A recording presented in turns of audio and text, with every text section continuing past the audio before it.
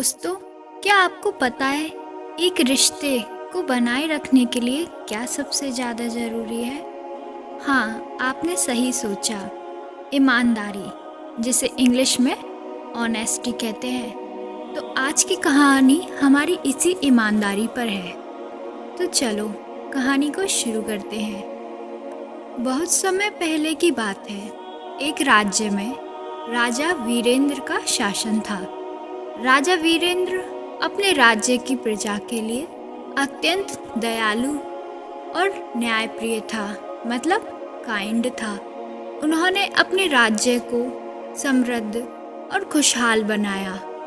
उनकी सेवा में कई मंत्री और सेवक थे, लेकिन उनमें से एक सेवक, जिसका नाम रामू था, वो बहुत ही ईमानदार और निष्ठावान था। रामू गरीब परिवार से था, लेकिन उसकी मेहनत और निष्ठा ने उसे राजा की सेवा में प्रतिष्ठित स्थान दिलाया हुआ था।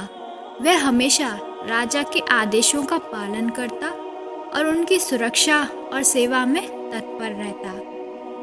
अब दोस्तों, एक दिन की बात है जब राजा वीरेंद्र ने घोषणा की कि वह अपने राज्य का भेष बदलकर निरीक्षण करना चाहते हैं, ताकि उन्हें भी पता चले कि उनके प्रजा की वास्तविक स्थिति क्या है।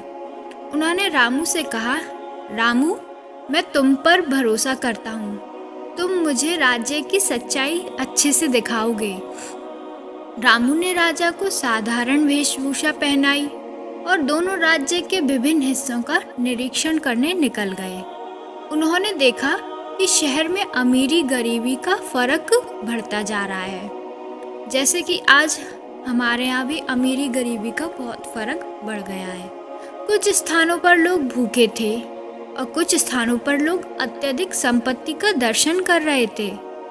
एक दिन वे एक गांव पहुंचे जहां लोगों ने राजा वीरेंद्र की आलोचना की। रामू को यह सुनकर दुख हुआ, लेकिन उसने राजा से कहा, महाराज, सच जानने का यही तरीका है।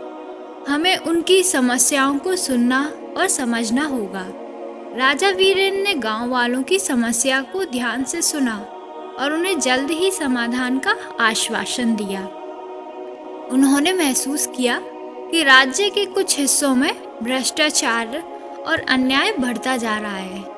निरीक्षण के बाद राजा और रामू वापस महल लौटे। राजा ने तुरंत अपने मंत्रियों को बुलाया और राज्य में सुधार के लिए कई कदम उठाए।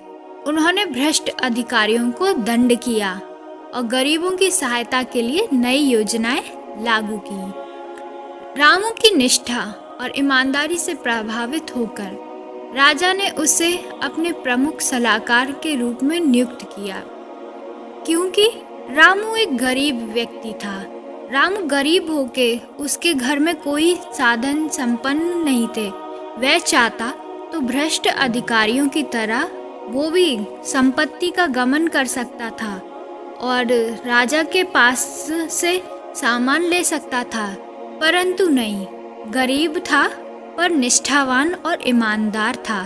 रामू ने अपने बल पर कर दिखाया कि गरीब लोग भी ईमानदार हो सकते हैं।